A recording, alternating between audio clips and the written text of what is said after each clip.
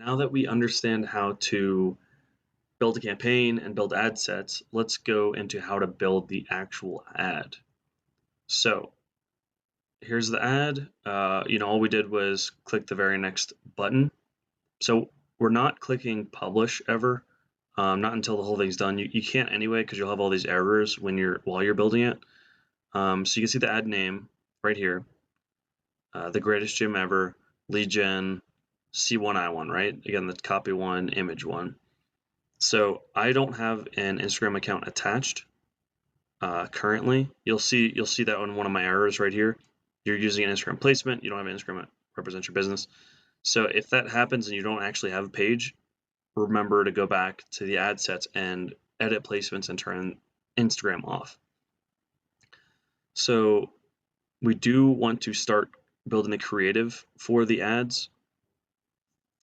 You can either add an image or you can add videos or carousel, or there's a bunch of different options here to build a creative.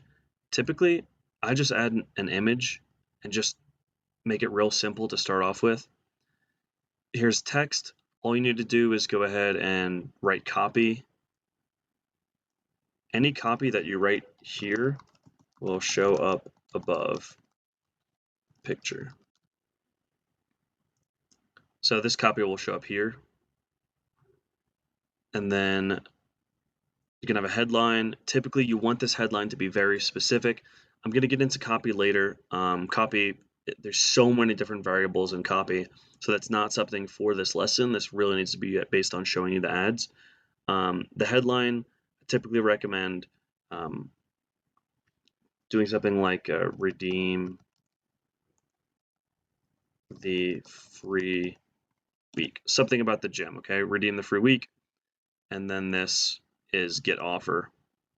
So typically in the text, I'll write a bunch of copy, and then at the bottom I'll say click get offer now. So any of the copy right up here, the creative or the image will be right here. Also, don't have words in your image or anything like that. Facebook doesn't show those images very well. You want something that's just very pretty image, or you can add a video here that looks really good as well.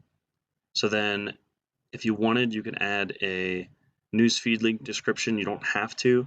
These are tiny words under headline.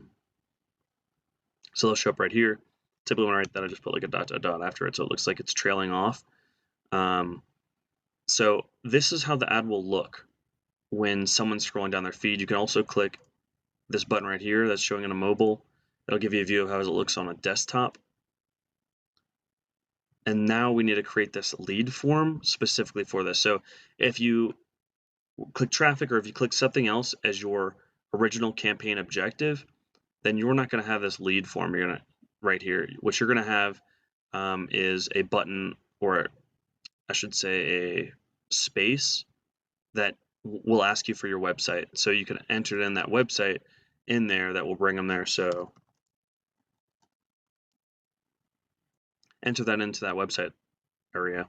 Also, I would recommend doing this if you're running lead gen too, because it looks good, right? Massivepockets.com rather than Facebook.me.